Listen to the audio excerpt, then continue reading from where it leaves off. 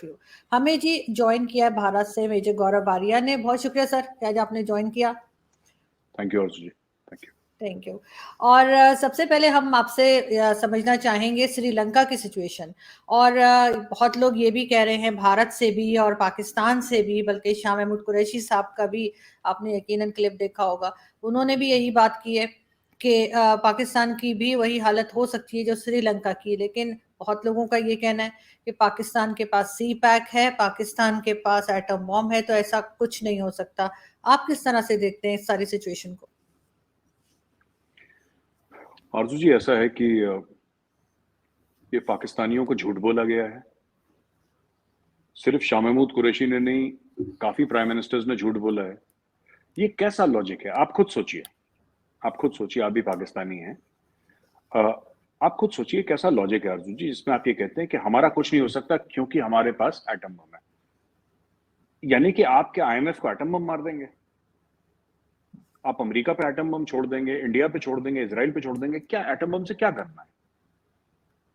Atom bomb ही वजह है जिसकी वजह से one of the various factors, one of the 4-5 factors जिसकी वजह से बेड़ा गर्क हो रखा है। देखिए ऐसा है, मैं आपको बताता हूं। एटम बम के बारे में जब पाकिस्तानी बात करते हैं कि साहब हमारे पास एटम बम है और दुनिया हमें डूबने नहीं देगी, वो ये कह रहे हैं कि हम दुनिया की गले की हड्डी बन चुके हैं। ये कोई पॉजिटिव सिग्नल नहीं है, ये कोई पॉजिटिव सिग्नल नहीं है। ये तो वही बात है कि साहब मेरे पास गाड़ी नहीं है, लेकिन जो आपके घर के सामने वाली सड़क है उसको मैं खोद दूंगा। मेरे पास तो गाड़ी नहीं है, लेकिन आप भी अपनी गाड़ी नहीं चला पाएंगे। तो कहने की बात यह है कि वेनेवर पाकिस्तानी से ना हमारे पास एटम बम है, वो ये कह रहे हैं कि अगर पाकिस्तान में कुछ ज्यादा कुछ होता है, डिस्टेबलाइज हो जाता है, तो एटम बम गलत लोगों के हाथ में पड़ सकते हैं, इसलिए डर के मारे लोग हमें पैसा दे देंगे। ये पाकिस्तान का आर्ग्यूमेंट है। मुझे लगता है कि बड़ा गलत, एक नेगेटिव किस्म का आर्ग्यूमेंट है। और शाह महमूद कुरैशी साहब को ये कहना नहीं चाहिए, पढ़े लिखे आदमी हैं। और बाकी भी लोग जो हैं, प्राइम मिनिस्टर्स हैं पाकिस्तान के, अच्छा एक्सपोजर है, पढ़े लिखे लोग हैं, दुनिया घूमे हैं, दानिश्वर लोग हैं। ऐसे तो नहीं है कि कहीं से मुंह उठा के आ गए। ये सब, whether it's Imran Khan, whether it's Shehbaz Sharif, Nawaz Sharif और पहले प्रेसिडेंट आपके जरदारी साहब, ये सबका एक ही चीज माननी है कि क्योंकि हमारे पास एटम बम। अच्छा, दूसरी चीज है जहां तक एक श्रीलंका चीज, की, सॉरी, एक चीज, सॉरी, आपसे एक मिनट दूंगी। शाह महमूद कुरैशी साहब ने ये नहीं कहा कि हमारे पास एटम बम है, उन्होंने ये कहा कि हम उस तरफ जा रहे हैं जहां श्रीलंका की जो हालत हुई है उस हालत की तरफ जा रहे हैं। बाकी लोग जो हैं वो ये कह रहे हैं कि हमारे पास एटम बम और सी पैक है, इसलिए हमारा कुछ नहीं हो सकता। नहीं देखिए, फिर यही आर्ग्यूमेंट उनके लिए भी है ना, क्योंकि मैंने इमरान खान को भी ये बोलते सुना है कि कश्मीर का अगर कुछ नहीं हुआ तो ये दोनों एटमी मुल्क हैं। ये जो आर्ग्यूमेंट है ये अक्सर पाकिस्तानी देते हैं, और मुझे कोई सरप्राइज नहीं होगा अगर शाह महमूद कुरैशी भी आर्ग्यूमेंट दें, ठीक है ना। अब देखिए ना, ये बात ये है कि अब श्रीलंका का हो गया, पिछले 1-1.5 महीने से 2 महीने से जो जोर पकड़ा है चीजों में, तो सारे पाकिस्तानी श्रीलंका का एग्जाम्पल दे दें कि श्रीलंका ना बन जाए, श्रीलंका ना बन जाए। उसके पहले पाकिस्तानी कहते थे श्रीलंका के साथ हमारी दोस्ती बड़ी अच्छी है। आपने खुद देखा होगा कि हमारी दोस्ती बड़ी अच्छी है और हमने उनकी फौजी मदद करी थी, पता नहीं कब फौजी मदद करी थी, आई डोंट नो, बट सब लोग ये गाना गाते थे। अच्छा, मैं आपको सिर्फ ये कहना चाहता हूं कि मुझे लगता नहीं है कि पाकिस्तान में कोई बंदा ऐसा है जिसको थोड़ा सा भी शक है कि पाकिस्तान श्रीलंका के रास्ते पे चल रहा है। उसका कारण है आरजू जी, इनके पास कोई प्लान नहीं है। सब बड़ी बड़ी बातें, हम रिलीफ देंगे। वो आई थिंक मरियम औरंगजेब या कोई लेडी ऐसी थी जो बोल रही थी, मुझे नहीं पता, उन्होंने मीडिया में अभी एक वो दी कि अभी बहुत बड़ा रिलीफ आने वाला है पब्लिक को।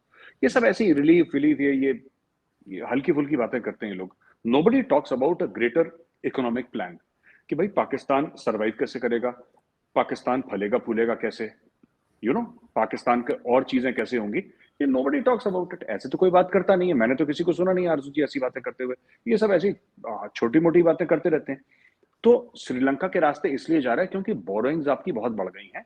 आपका 82 या 83% of your GDP you already borrowed, उतना बोरो कर चुके हैं। श्रीलंका का 120% के आसपास था, 115-120%। आप भी उसी रास्ते पर अग्रसर हैं, क्योंकि किसी ने ये नहीं बोला आरजू जी अभी तक कि यार देखो यहाँ पे हमें बोरिंग रोकनी है और ये हमें ये 4 चीजें करनी है और इसका ये प्लान है, ये बंदा ये प्लान करेगा, इस तारीख को हम रिव्यू करेंगे। कुछ नहीं। इमरान खान का टोटल मकसद है मैं सरकार गिरा दूं, मैं बन जाऊं। शहबाज शरीफ का टोटल मकसद है मैं इमरान खान को फेल कर दूं, मैं बना रहा हूं। तो ये चीजें देखिए, जब ऐसा होता है ना, सब लोग, सबसे बड़ी मैं आपको बता रहा हूं आपके मुल्क में क्या है कलेश की जड़, जो कश्मीर से भी बड़ा प्रॉब्लम है आपके मुल्क के लिए, न्यूक्लियर वेपन से भी बड़ा प्रॉब्लम है आपके मुल्क के लिए, इकोनॉमिक पॉलिटिकल इंस्टेबिलिटी से भी बहुत बड़ा प्रॉब्लम है। बात यह है कि आपके जो लोग हैं, और इसमें खान की भी कैबिनेट के लोग हैं, इमरान खान खुद नहीं लेकिन इमरान खान की कैबिनेट, आप में, आपके मुल्क में सबसे बड़ा प्रॉब्लम यह है कि आपके अशराफिया के पास दो दो पासपोर्ट हैं। बात यह होती है कि जब आप लड़ने जाए ना, और अगर आपको यह पता है कि मैं भाग जाऊंगा पीछे, तो आप जान लगा के लड़ेंगे नहीं। इन सबको पता है कि जिस दिन ये क्यों इतनी बाहर इन्वेस्टमेंट करते हैं आरजू जी, आप खुद कभी सोचा है आपने? ये लोग इतनी बड़ी बड़ी इन्वेस्टमेंट दुबई में, लंदन में क्यों करते हैं? टोरंटो में क्यों इनके बड़े बड़े महल हैं? इसीलिए हैं कि जिस दिन पाकिस्तान डूबेगा उस दिन हम भाग लेंगे। दे अगर चाहते हैं कि आपका मुल्क ठीक हो, सबसे पहले आप डुअल पासपोर्ट बंद करिए और बोल दीजिए कि कोई भी सिटीजन, वो मंत्री हो, संतरी हो, वो चपरासी हो, वो वजीर आजम हो, वो कोई भी हो, रेडी लगाता हो बेशक, या तो उसके पास पाकिस्तान का पासपोर्ट होगा या किसी और मुल्क का होगा, फिर वो मुल्क से बाहर जाए। Nobody should be allowed. ये डुअल पासपोर्ट सबसे बड़ा श्राप है, सबसे बड़ी पनौती है पाकिस्तान के लिए, क्योंकि सबके पास डुअल पासपोर्ट है, सब अपने पैसे बाहर भेज रहे हैं। पाकिस्तानी लॉ बनाना चाहिए कि भाई आप अपना पैसा ऐसे बाहर नहीं भेज सकते। You should make a few laws कि जो भी पॉलिटिक्स में आए, किसी को नहीं पता किसके पास डुअल पासपोर्ट है, किसके बच्चे को किस सेंस में किसी ने बाहर भेज रखा। बच्चों को तो of course you can not control, पर कोई बाहर जा रहा है, लेकिन ये सब लोग, इनका एक पैर पाकिस्तान में, एक पैर बाहर है, तो प्रॉब्लम तो होगी आपकी। लेकिन श्रीलंका के साथ ये सब कुछ क्यों हुआ? और दूसरा उसका उसकी जो लोग कहते हैं कि जी इंडिया को भी उससे बहुत फर्क पड़ेगा, जिस तरह से हालात खराब होते जा रहे हैं वहां पे। इंडिया को क्या फर्क पड़ रहा है? इंडिया तो मदद कर रहा है, अरबों डॉलर दे चुका है, इंडिया को क्या फर्क पड़ना उससे? इंडिया को कोई फर्क नहीं पड़ना। लेकिन हाँ, ये बात है कि हमारे नेबर है तो प्रॉब्लम होगी, जाहिर सी बात है प्रॉब्लम होगी, ये बात सच है। दूसरी एक और चीज है अर्जुन जी की, श्रीलंका का क्यों हुआ आपने पूछा, उसकी तीन वजूहत हैं। पहली चीज, करप्ट एलिट जो कि पाकिस्तान में भी है। आपका टॉप का तबका नहीं, तबका तो ऊपर से नीचे सारे करप्ट है, लेकिन टॉप का तबका वो ज्यादा खा पाता है, उसके जबड़े बड़े हैं, वो गोश्त ज्यादा नोच पाता है ना, एक तरीके से, तो वो ज्यादा करप्ट हो गया। अब रेडी वाले का कम चलता है मामला, तो रेडी वाला कम तोलता है, वो वही 100-200 ग्राम, आधा किलो की चोरी कर पाता है। को बड़ा चोर है बड़ी चोरी करता है, वो डकैती डालता है, तो ये सब फर्क है। मेरा कहने का मतलब है कि पाकिस्तान का जो एक करप्ट एलिट है, नंबर 1 वही श्रीलंका का है, ठीक है। Number 2, Chinese loans. Number 2, number 3, loss of sovereignty. जो हनुमान पोर्ट में, और जो उस एयरपोर्ट में, मैं नाम भूल रहा हूं, उस एयरपोर्ट में जो श्रीलंका के साथ करा, वही तो पाकिस्तान के साथ कर रहे हैं। चाइनीज ने एग्जैक्टली जो श्रीलंका के साथ करा है, वही एग्जैक्टली उन्होंने पाकिस्तान के साथ करा है। 1 रुपए का फर्क नहीं है। ये जानते हुए श्रीलंका को पैसे दिए कि श्रीलंका वो पैसे वापस नहीं दे पाएगा। पाकिस्तान को भी ये जानते हुए पैसे दिए कि पाकिस्तान वो पैसे वापस नहीं दे पाएगा। अभी $2.5 अरब दिए ना आपको कुछ 2 हफ्ता पहले, जी।